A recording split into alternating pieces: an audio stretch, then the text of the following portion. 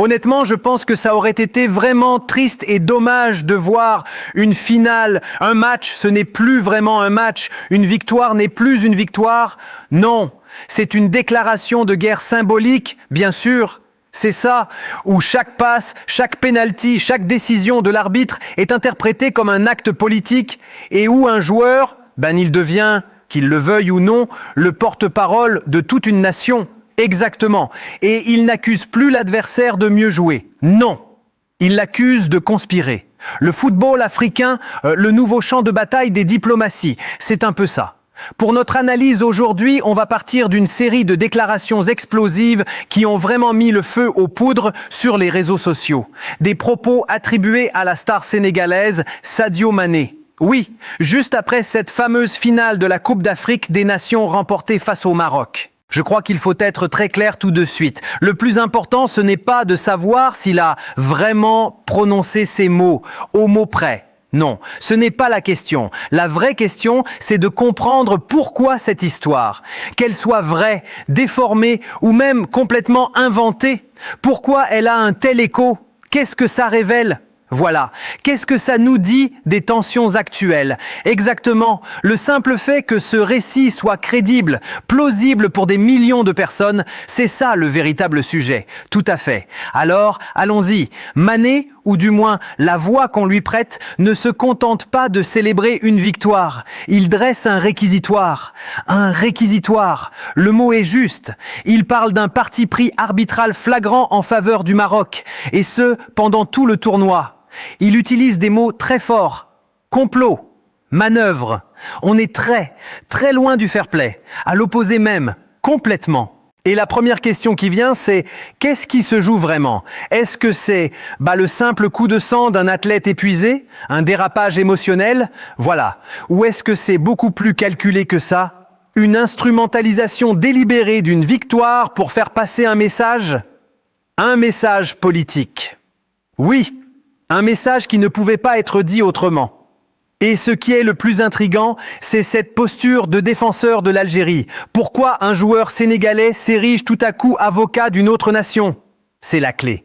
Et pour comprendre, je crois qu'il faut regarder la mécanique de ce complot qu'il décrit. Oui, tout semble se cristalliser autour d'un moment, un seul, ce fameux penalty, le penalty accordé au Maroc à la fin du match. Exactement, à la fin du temps réglementaire. Et selon ses dires, la réaction dans le vestiaire sénégalais a été radicale. C'est-à-dire, l'équipe aurait sérieusement pensé à quitter le terrain, à déclarer forfait. Ah oui, quand même. Oui. Alors, arrêtons-nous une seconde là-dessus. Envisager un forfait, ce n'est pas juste contester une décision. Non, c'est autre chose. C'est un geste politique d'une puissance rare. C'est dire, les règles sont faussées. Donc nous, on ne joue plus. C'est une rupture.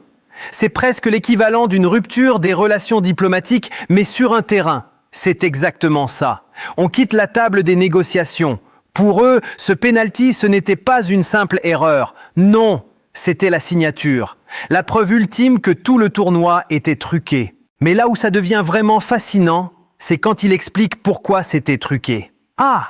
Voilà où ça devient plus complexe. Selon lui, le Sénégal n'était même pas la cible de toutes ces manœuvres. Donc ce n'était pas contre eux? Non. Le véritable objectif, l'obsession de ce système, comme il l'appelle, ça aurait été d'empêcher à tout prix l'Algérie d'aller loin. D'accord. Et surtout, d'éviter un face-à-face Algérie-Sénégal. Pour justifier ça, il ne parle pas que de sa finale. Il élargit.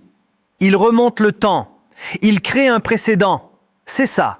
Il cite des injustices passées contre l'Algérie, le match contre la Tanzanie, le fameux match contre le Cameroun. En fait, il dessine les contours d'un schéma récurrent. Donc, on change complètement d'échelle. On n'est plus dans la critique d'un seul match.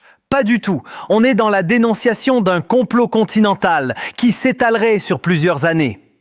Plusieurs compétitions. C'est vertigineux. Il ne parle plus comme un capitaine d'équipe. Il parle comme un procureur. Oui, un procureur d'un tribunal populaire du football africain. Et le dénouement de cette séquence, c'est la clé de voûte de tout son récit. Le joueur marocain Brahim Diaz. Il s'élance pour tirer le penalty. Et il le manque. Bon, un fait de jeu. La pression. Pour un commentateur sportif, oui. Mais dans sa narration à lui, ça devient une preuve métaphysique. Une preuve de quoi? De la justice divine. Il aurait dit que le joueur a été affecté par le chaos et la tension. Ah oui, comme si le poids de l'injustice dans le stade était si lourd qu'il avait physiquement empêché le ballon de rentrer. Donc le pénalty raté n'est plus un échec sportif. Non, c'est un miracle qui vient valider la pureté de sa cause.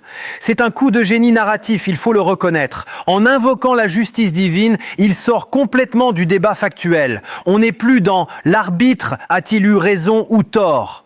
On est ailleurs, on est sur le terrain de la morale. Et là, c'est imparable. Il y a les bons, les victimes qui ont Dieu de leur côté, le Sénégal et l'Algérie.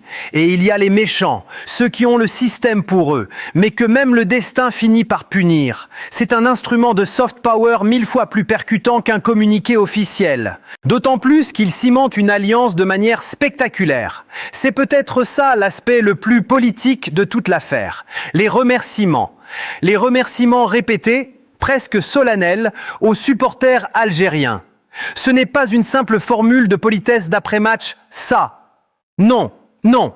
Il aurait dit, et je cite, « Ils ont été la raison de notre force et de notre résilience. » Et il ajoute, « Vous faites partie de cette victoire. » Ces mots, ils sont tout sauf innocents.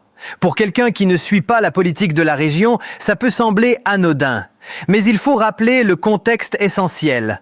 Les relations entre l'Algérie et le Maroc sont à un point de rupture historique.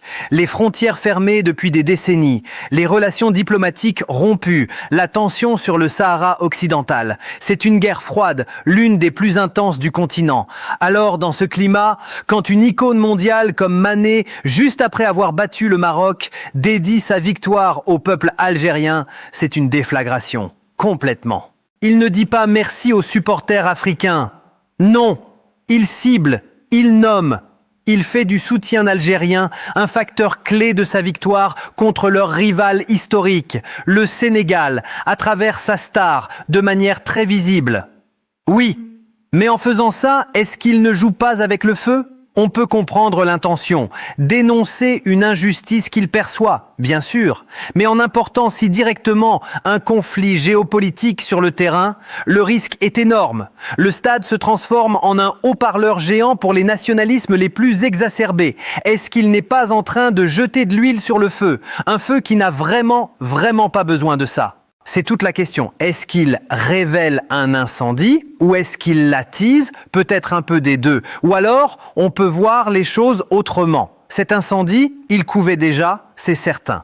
En mettant des mots dessus, aussi explosif soit-il, il force peut-être les instances du football à le regarder en face. Le silence, les non-dits, ça n'a jamais rien réglé. C'est vrai. Le vrai scandale, ce n'est peut-être pas qu'un joueur en parle. C'est que le football soit le seul espace où cette parole semble encore possible.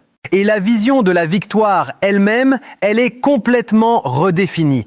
Il aurait déclaré « Cette victoire, ce n'est pas seulement un trophée, c'est plus que ça. C'est une victoire sur l'injustice, sur la conspiration. » Et il enfonce le clou. Les trophées ne peuvent pas être achetés ou imposés par la force ou les complots. Et ça change complètement la définition de ce que gagner veut dire. Complètement. Gagner, ce n'est plus être le meilleur sur le terrain, c'est être le plus juste. Le Sénégal ne se présente plus comme l'équipe qui a marqué le plus de buts, mais comme le héros moral.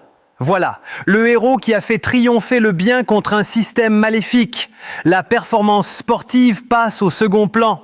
Derrière la posture de résistance politique, le trophée devient une preuve, la preuve matérielle que le complot a échoué. C'est ça. Et si on tire le fil de cette logique jusqu'au bout, on arrive à un constat assez sombre sur l'état des relations dans la région.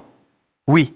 Si une star de ce calibre peut lancer de telles accusations publiques contre une fédération et donc contre une nation rivale, sans que ça ne provoque une crise diplomatique officielle, avec convocation d'ambassadeurs et tout le tralala, qu'est-ce que ça veut dire? Ça veut dire que le sport est devenu le prolongement de la guerre par d'autres moyens. Pour paraphraser Clausewitz, c'est le lieu où l'on peut dire ce que les diplomates n'osent plus dire. Exactement.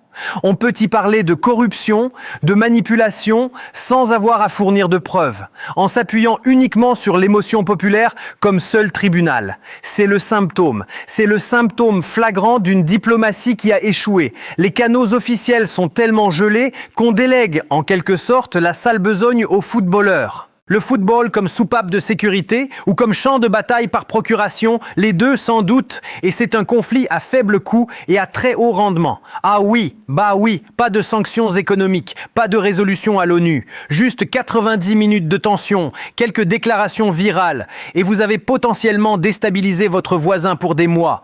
Le retour sur investissement est bien meilleur que celui de la diplomatie traditionnelle. Au final, qu'elles soient vraies ou non, ces déclarations qu'on prête à Sadio Mané, elles nous disent de quelque chose de très profond.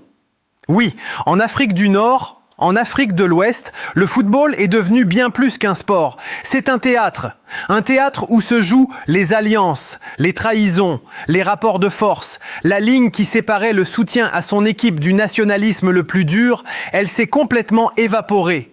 Il n'y a plus de ligne du tout. On assiste à une fusion totale. Chaque match entre ces nations devient une sorte de référendum symbolique sur leur prestige, leur puissance. Une victoire est une validation politique et une défaite, une humiliation nationale qui doit forcément s'expliquer par un complot, jamais par une simple infériorité sur le terrain. C'est un état d'esprit qui rend le dialogue impossible, ce qui nous amène à la pensée finale. Et c'est peut-être la plus inquiétante. La vraie question, ce n'est plus de savoir qui a gagné la coupe, c'est de savoir qui a remporté la bataille du récit, la bataille de la narration. Oui, le but ultime, on dirait que ce n'est plus de soulever un trophée, mais d'imposer sa propre histoire. L'histoire de la victime perpétuelle d'un système injuste.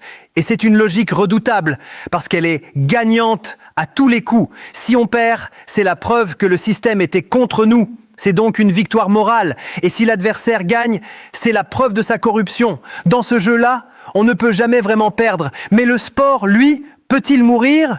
Le prochain match a déjà commencé. Oui, et il ne se joue ni sur un terrain, ni avec un ballon. Il se joue dans les esprits.